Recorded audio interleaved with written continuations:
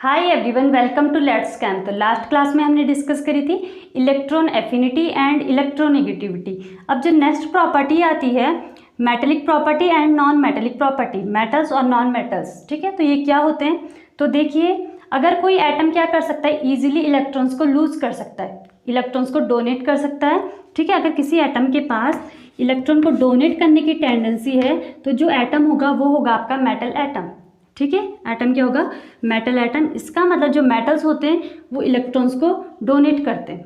ठीक, अब अगर किसी एटम के पास इलेक्ट्रॉन्स को एक्सेप्ट करने की टेंडेंसी है, कोई एटम इजीली इलेक्ट्रॉन्स को एक्सेप्ट कर सकता है, तो वो होंगे आपके नॉन मेटल। ठीक है, अगर कोई एटम है जो इलेक्ट्रॉन्स को एक्सेप्ट करता है तो ये एटम्स क्या होंगे? आपके नॉन मेटल एटम्स। बात समझ में आई?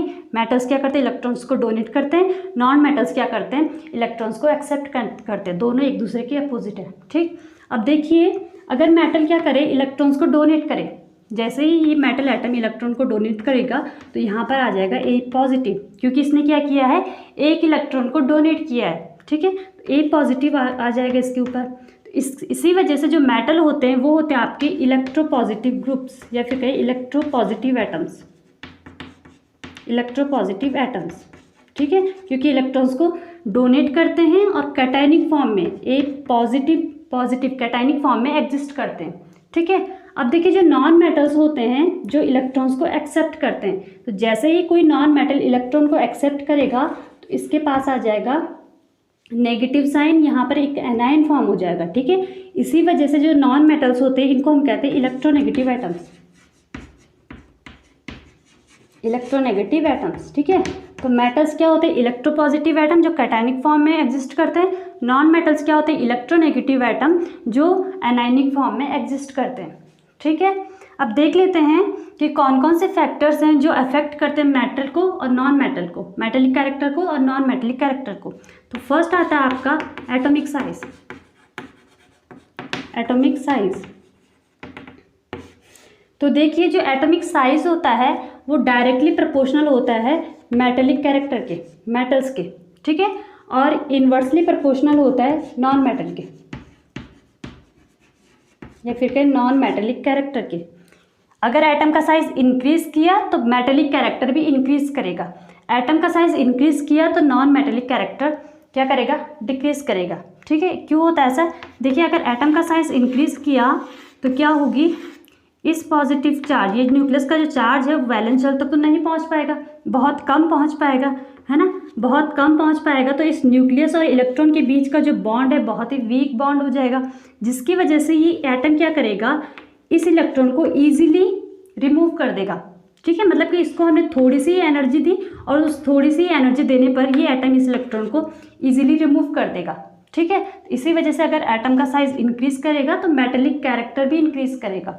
ठीक, अब अगर एटम का साइज इंक्रीज किया तो नॉन मेटेलिक कैरेक्टर डिक्रीज करेगा। तो देखिए, नॉन मेटेलिक कैरेक्टर क्यों डिक्रीज करेगा? अगर एटम का साइज इंक्रीज करेगा तो इलेक्ट्रॉन और ये जो न्यूक्लियस है इन दोनों के बीच का जो अट्रैक्शन फोर्स है वो वीक हो जाएगा। मतलब कि न्यूक्लियस क्या नहीं कर पाएगा? इन इलेक्ट्रॉन्स को अट्रैक्ट नहीं कर पाएगा, इतनी इजीली अट्रैक्ट नहीं कर पाएगा। ठीक है, तो अट्रैक्ट नहीं कर पाएगा, एक्सेप्ट नहीं कर पाएगा, तो नॉन मेटेलिक कैरेक्टर क्या कर जाएगा? डिक्रीज कर जाएगा। ठीक, एटॉमिक साइज इंक्रीज किया तो मेटेलिक कैरेक्टर इंक्रीज करेगा, एटॉमिक साइज इंक्रीज किया तो नॉन मेटेलिक कैरेक्टर डिक्रीज करेगा, इलेक्ट्रॉन्स को एक्सेप्ट करने की टेंडेंसी डिक्रीज करेगी।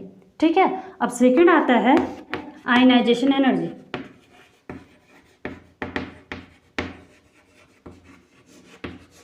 ठीक, तो देखिए, जो आयनाइजेशन एनर्जी होती है वो डायरेक्टली प्रोपोर्शनल होती है इलेक्ट्रोनेगेटिविटी के। अगर इलेक्ट्रोनेगेटिविटी इंक्रीज करेगी तो आयनाइजेशन एनर्जी इंक्रीज करेगी। जितना ज़्यादा इलेक्ट्रोनेगेटिव एटम होगा उसको उतनी ज़्यादा एनर्जी देनी पड़ेगी इलेक्ट्रॉन को निकालने के लिए। ठीक है, तो आयनाइजेशन एनर्जी इंक्रीज करेगी तो इलेक्ट्रोनेगेटिविटी इंक्रीज करेगी। अभी हमने क्या देखा था? जो इलेक्ट्रोनेगेटिविटी होती है वो हाई किस में होती है? नॉन मेटल्स में। नॉन मेटल्स क्या होते हैं? आपके इलेक्ट्रोनेगेटिव एटम। तो यहाँ से क्या देखा? जो आयनाइजेशन एनर्जी है वो डायरेक्टली प्रोपोर्शनल है नॉन मेटेलिक कैरेक्टर के। इसका मतलब अगर आयनाइजेशन एनर्जी इंक्रीज करेगी तो नॉन मेटेलिक कैरेक्टर भी इंक्रीज करेगा। ठीक है, एक दूसरे के डायरेक्टली प्रोपोर्शनल है। और नॉन मेटेलिक कैरेक्टर इंक्रीज करेगा तो मेटेलिक कैरेक्टर डिक्रीज करेगा। आई बात समझ में। एटम का साइज इंक्रीज किया तो मेटेलिक कैरेक्टर इंक्रीज करेगा, नॉन मेटेलिक कैरेक्टर डिक्रीज करेगा। आयनाइजेशन एनर्जी इंक्रीज करेगी तो मेटेलिक कैरेक्टर डिक्रीज करेगा, ठीक है। इलेक्ट्रॉन्स को डोनेट करने की टेंडेंसी डिक्रीज करेगी और नॉन मेटेलिक कैरेक्टर इंक्रीज करेगा, ठीक। इतनी बात आई समझ में।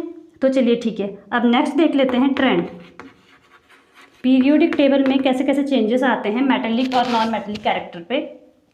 तो अगर हम बात करें across the period, left to right जाने पर क्या होगा।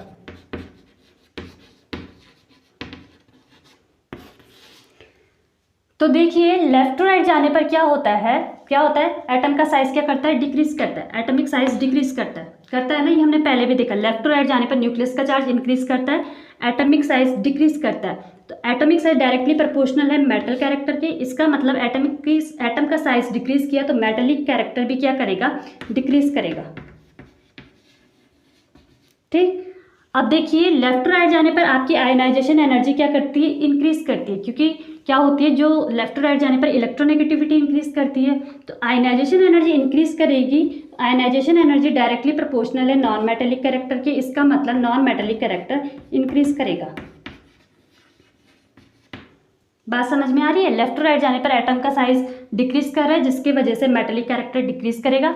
आयनाइजेशन पोटेंशियल इंक्रीज कर रहा है, इसकी वजह से क्या होगा, नॉन मेटेलिक कैरेक्टर इंक्रीज करेगा, ठीक है। इसी वजह से क्या होता है, जो पीरियोडिक टेबल में सबसे राइट में जैसे फॉस्फोरस, सल्फर, क्लोरीन, आर्गन, ये हैं नॉन मेटल्स, ठीक। और जो आपके सोडियम, मैग्नीशियम, एल्यूमिनियम है सबसे लेफ्ट में, ये हैं मेटल्स, ठीक है। ये सारे यहाँ तक मेटल्स हैं और फॉस्फोरस से लेकर आर्गन तक क्या है, नॉन मेटल्स हैं, ठीक। अब देखिए जो सिलिकॉन है, सिलिकॉन इसके पास मेटेलिक कैरेक्टर भी होता है और नॉन मेटेलिक कैरेक्टर भी होता है। इसी वजह से जो सिलिकॉन होता है ये होता है मेटेलॉइड।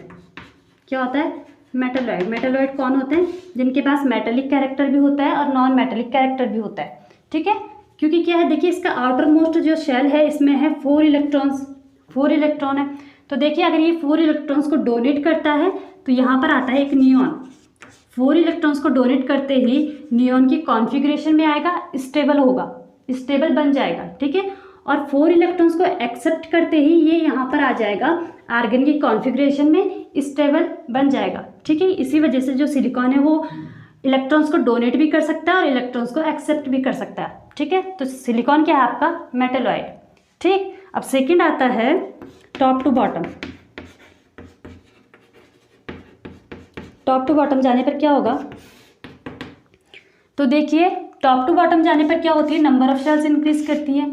इसका मतलब एटॉमिक साइज क्या करेगा, इंक्रीज करेगा। तो एटॉमिक साइज इंक्रीज करेगा तो मेटेलिक कैरेक्टर भी इंक्रीज करेगा, क्योंकि डायरेक्टली प्रोपोर्शनल है, ठीक। एटॉमिक साइज इंक्रीज करेगा तो इलेक्ट्रॉन्स को इजीली रिमूव कर देगा, डोनेट कर देगा, ठीक है। तो top to bottom size increase करता है, जिसकी वजह से क्या होता है, मेटेलिक कैरेक्टर इंक्रीज करता है। और मेटेलिक कैरेक्टर इंक्रीज किया तो देखिए टॉप टू बॉटम जाने पर तो आपकी आयनाइजेशन एनर्जी भी डिक्रीज करती है ना, क्योंकि इलेक्ट्रोनेगेटिविटी डिक्रीज करती है। तो टॉप टू बॉटम जाने पर आयनाइजेशन एनर्जी डिक्रीज करती है, इसका मतलब नॉन मेटेलिक कैरेक्टर भी डिक्रीज करेगा, ठीक है। साइज इंक्रीज करता है तो मेटेलिक कैरेक्टर इंक्रीज करेगा। आयनाइजेशन एनर्जी या फिर कहें इलेक्ट्रोनेगेटिविटी डिक्रीज करती है तो इसकी वजह से क्या होता है, नॉन मेटेलिक कैरेक्टर डिक्रीज करेगा, ठीक है। तो left to right metallic character increase करता है, non metallic character, left to right metallic character decrease करता है, नॉन मेटेलिक कैरेक्टर इंक्रीज करता है। Top to bottom metallic character increase करता है, नॉन मेटेलिक कैरेक्टर डिक्रीज करता है, ठीक है। तो आज हमने देखा मेटल्स और नॉन मेटल्स। अब जो कुछ फिजिकल प्रॉपर्टी और केमिकल प्रॉपर्टी हैं वो हम नेक्स्ट क्लास में डिस्कस करेंगे, ठीक है। अगर आपको इस टॉपिक से रिलेटेड कुछ भी डाउट्स हैं तो कमेंट बॉक्स में ज़रूर पूछिए। मिलते हैं नेक्स्ट क्लास में, तब तक के लिए take care, thank you so much for watching.